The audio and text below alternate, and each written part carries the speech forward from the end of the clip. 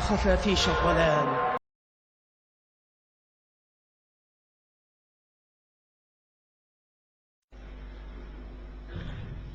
ففي لقاء بين المفتي الأسبق الشيخ محمد الأمين الحسيني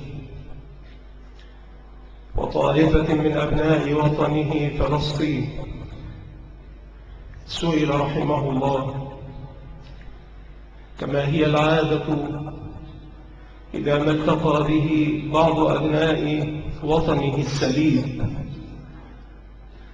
سئل متى نعود إلى فلسطين؟ قال: إذا عدتم إلى الله عدتم إلى فلسطين.